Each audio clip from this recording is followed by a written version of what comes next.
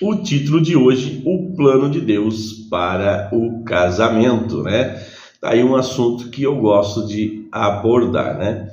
Estamos casados aí desde 1993, já estamos indo para 31 anos de casado, né? O casamento é um diamante, ele precisa ser lapidado, né, amados? Quando você constrói uma casa, você começa a construir uma casa, muitas vezes acontece alguns imprevistos, né? Uma caixaria que se rompe na hora do concreto, né? Um cimento que acabou porque o cálculo não foi feito correto ou porque não foi usado as medidas corretas. Então precisa aí, né, arrumar um segundo plano para consertar, né, os imprevistos, né? E o casamento também é mais ou menos desse jeito, é uma construção, é um diamante. Quanto mais lapidado, mais valor ele tem, né? Que armadilha estava escondida na pergunta dos fariseus sobre o divórcio e que lições Jesus ensinou? Aí, leitura de Marcos capítulo 10, verso 1 ao verso 12, Gênesis capítulo 1, verso 24 e Gênesis capítulo 2, verso 24. Aliás, Gênesis capítulo 1, verso 27, né? E Gênesis capítulo 2, verso 24. Bom, eles queriam colocar Jesus contra Herodes Antipas, né? E Jesus ensinou que devemos andar de acordo com os princípios da palavra de Deus. Os fariseus perguntaram a Jesus se é lícito ao marido se divorciar de sua mulher. O divórcio era considerado lícito entre os fariseus. No entanto, eles discutiam em que casos isso seria aceitável. Dois importantes rabinos da época de Jesus defendiam pontos de vista diferentes. A escola de Shammai era indiscutivelmente mais restrita. O divórcio era permitido apenas em casos como falta de filhos, negligência material, negligência emocional ou infidelidade conjugal. A escola de Hillel era muito mais branda, permitindo o divórcio por quase qualquer motivo, embora o processo de concessão do divórcio fosse mais complexo, ajudando a desacelerar as coisas. Então parece estranho que os fariseus tenham feito a Jesus uma pergunta mais abrangente, se o divórcio era aceitável. Por trás dessa pergunta havia uma conspiração para colocar Jesus em apuros contra Herodes Antipas, o governador da região a leste do Jordão, onde Jesus estava naquele momento. Antipas havia se divorciado da esposa e se casado com Herodias, esposa do próprio irmão. Herodias decapitou João Batista por ter condenado esse relacionamento ilícito. Veja aí Mateus capítulo 14, do verso 1 ao verso 12. Jesus respondeu indagando o que Moisés tinha ordenado. Os fariseus haviam citado Deuteronômio capítulo 24, do 1 ao 4, que descreve um caso de novo casamento após o divórcio. Os israelitas da época de Moisés praticavam o divórcio. Essa lei, Deuteronômio 24, 1 ao 4, pretendia proteger a mulher. Mas nos dias de Jesus, essa lei tinha sido distorcida pela escola de Hillel para facilitar o divórcio por quase qualquer motivo. O que era destinado a proteger a mulher acabou sendo usado para facilitar o repúdio dela, né? Invertido aí, né? Em vez de debater a lei de Deuteronômio capítulo 24, Jesus mencionou o ideal original de Deus para o casamento de Gênesis capítulo 1, verso 2. Ele observou que no início Deus fez um homem e uma mulher, dois indivíduos, Gênesis 1, 27. E então combinou essas verdades em Gênesis 2, verso 24, que ensinou que o homem deixa seus pais e se une à esposa, tornando-se os dois uma só carne. Se Deus deu esse exemplo de tornar uma só carne, como que nós vamos nos cortar ao meio? Vamos nos dividir, né? É uma aliança, é uma união. Esse conceito de unidade se tornou a base da afirmação de Jesus sobre o vínculo matrimonial. O que Deus uniu, as pessoas não deveriam separar. Como fortalecer os casamentos da igreja e ajudar aqueles cujo relacionamento foi desfeito? Bom, como fortalecer os casamentos na igreja? Bom, de tempo em tempo eu creio que ministrando a palavra sobre casamento, né? Os mais velhos sendo exemplo para os mais novos e estar atento aos acontecimentos para ajudar a fortalecer. E como ajudar cujo relacionamento foi desfeito? Amparando, né? E não condenando, mas andando no princípio, né? Trabalhando aí com todo o ímpeto, com toda a aplicação, para que não venha acontecer o divórcio, né? Eu costumo dizer para que vamos abrir novas estradas, né? Se um caminho pronto, ele é mais fácil de ser consertado, né? Tenho aprendido também que eu preciso que o meu cônjuge mude nisso, naquilo outro. Nos aconselhamentos as pessoas vêm falando, sempre um acusando o outro. O marido acusa a mulher acusa o marido. Mas nós temos aprendido aqui, que é possível mudar mudando. Você toma a atitude de mudar aquilo que a esposa aponta que você faz e ela não gosta. Então você se posiciona e você começa a mudar. E automaticamente você vai ter um resultado, que aquilo que você também não gosta, ela vai ficar constrangida, porque a palavra diz que o amor de Deus nos constrange. E não é o nosso amor próprio, mas é o amor de Deus que nos leva a tomar essa atitude de mudar. Então é possível mudar mudando, né? A paixão nos leva para o altar, mas o amor faz com que o casamento se fidelize, que o casamento se constitua, que o casamento permaneça. Porque o amor não é um sentimento. A paixão sim é um sentimento. Por ela nós somos levados para o altar.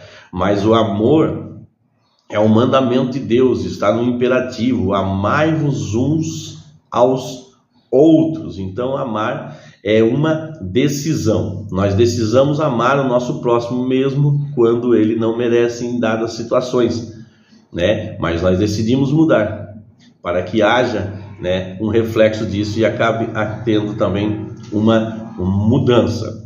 Então Deus nos chama para estarmos unidos, fortalecidos.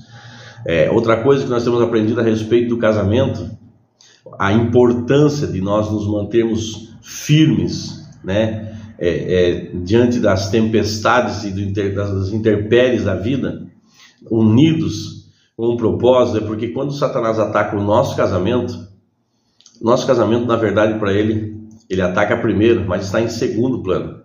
O que ele quer desestabilizar é a próxima geração.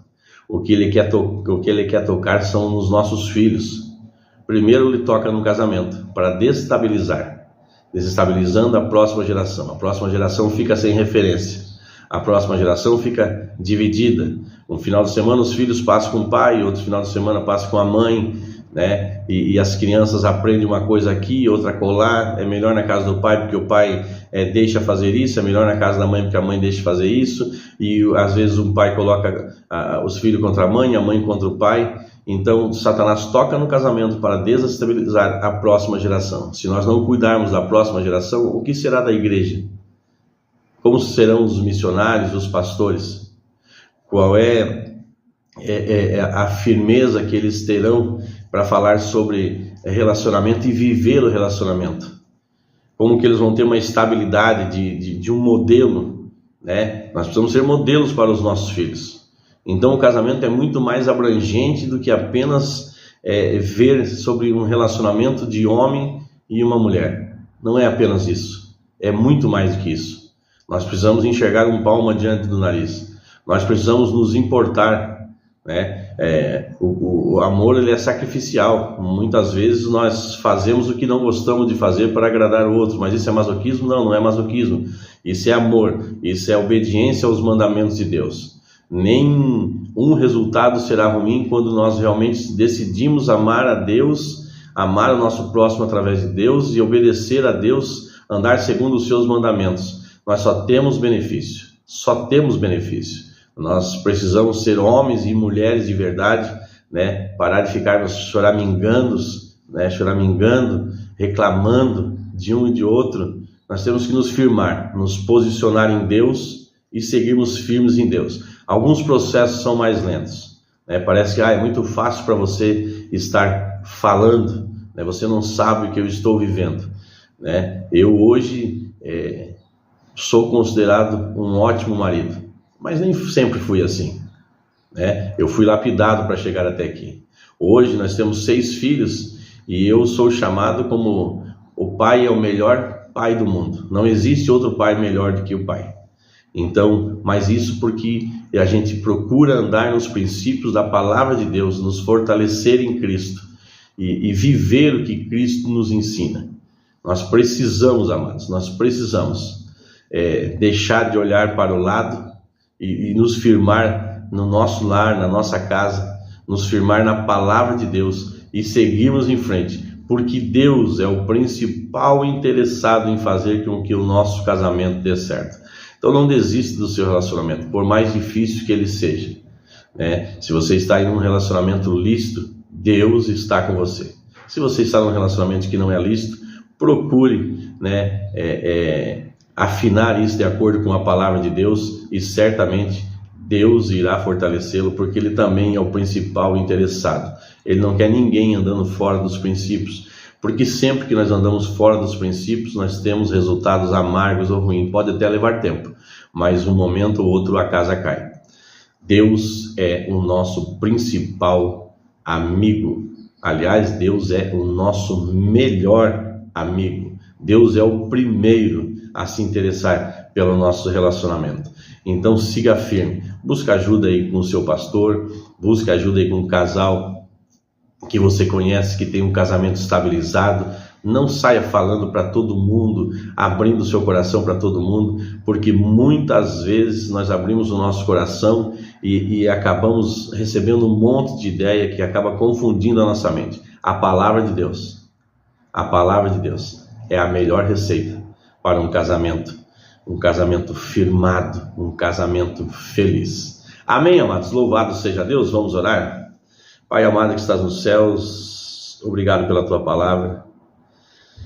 Nós colocamos, Senhor, diante de ti os casamentos no dia de hoje, precisando do teu toque, precisando da ação do teu Espírito Santo, precisando que dê ordem aos teus anjos, Senhor, para que acampe nesse lar, nessa casa, para que a tua palavra se estabeleça lá, Senhor, para que as mentes e os olhos possam ser abertos, possam se olhar no espelho e ver o que estão vivendo, o que estão fazendo, e os casamentos que estão fortificados em ti, Senhor, que possam entender que são resposta de oração de outros casamentos que ainda não estão, que nós possamos, meu Deus, realmente ouvir a tua voz, termos discernimento, termos sensibilidade para podermos ser Deus, que tu possa ser Deus através de nós, nesses lares, nesses lugares que precisam, meu Deus, de um apoio, de um esteio, Pai.